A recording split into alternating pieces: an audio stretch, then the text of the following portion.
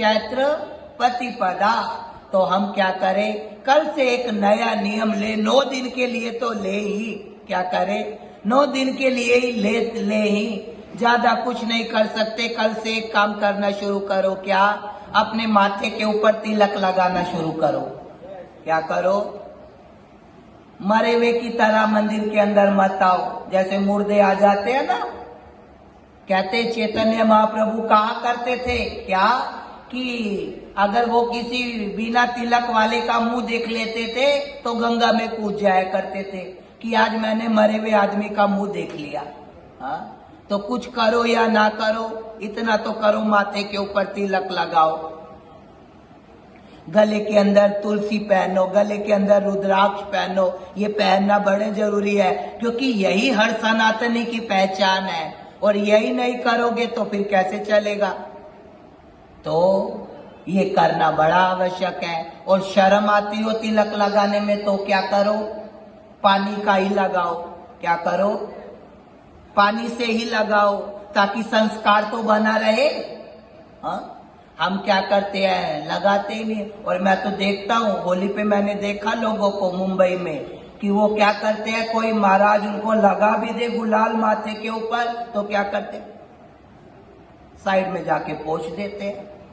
तो हम क्या करें, हिंदू है, सनातन धर्मावलंबी है, तो कल से जो नव संवत्सर शुरू हो रहा है, उसके दिन हमें क्या करना चाहिए, कुछ ना कुछ थोड़ा बहुत साधन भजन करना ही चाहिए। और तुम तो बड़े भाग्यशाली हो, क्योंकि तुम तो 365 दिन कथा सुनते हो। कुछ नहीं होगा तो यहाँ बैठ के अपने आप ही हो जाएगा। क्या हो जाएगा, अपने आप ही हो जाएगा। क्योंकि यहाँ से विचारों की अन्नपूर्णा का भंडारा 365 दिन चलता है। कथा में आओ तो अपने ऑटोमेटिक ही भजन हो जाता है, करना ही नहीं पड़ता। लेकिन ये तो होता ही है, लेकिन थोड़ा बहुत अपने को करना चाहिए। क्योंकि भजन कैसा है, जो हमें श्री ठाकुर जी के सन्मुख रखता है, इसलिए भजन करना बड़ा जरूरी है।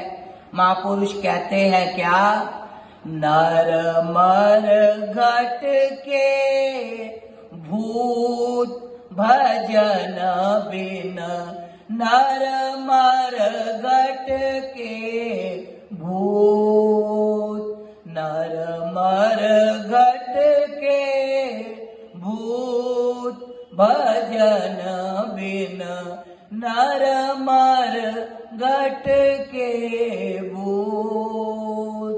श्याम श्याम रटे रसना से, श्याम श्याम रटे रसना से, तिनको जान सपूत, तिनको जान सपूत।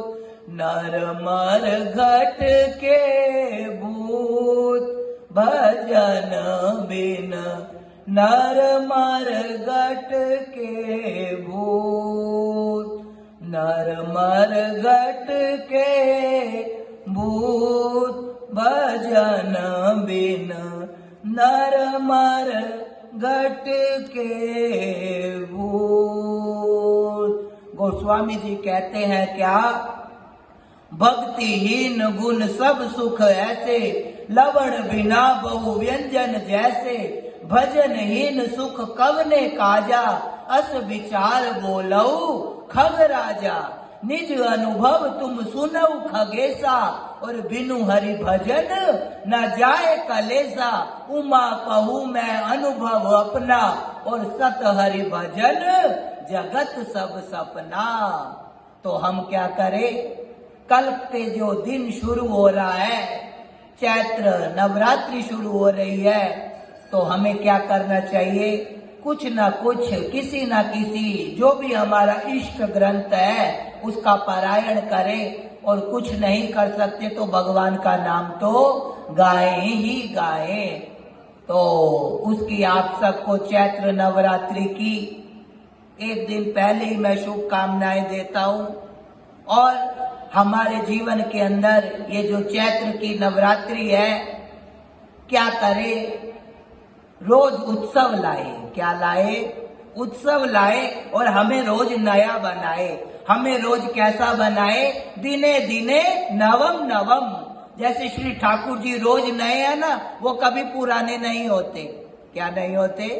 पुराने नहीं होते। जैसे ठाकुर जी के दर्शन आपने कल किए थे, वैसे श्री ठाकुर जी आज नहीं है। वो कैसे हैं? रोज नए हैं। तो इन नवरात्रियों के दिनों से हमारे भीतर भी एक नयापन आए, और ये जो रूखापन है, ये जो मुंह का लटकायापन है, ये जो हरास हुआपन है, ये जो बस कुछ नहीं तो चलो मंदिर में जाके बैठ जाओ, ये जो विचारधारा है ये खत्म हो और हमारे भीतर नयापन आए। इसलिए कल से हम किसी न किसी सदग्रंथ का आश्रय करें। आज के भाव को श्री ठाकुर जी के चरणों में समर्पित करते हुए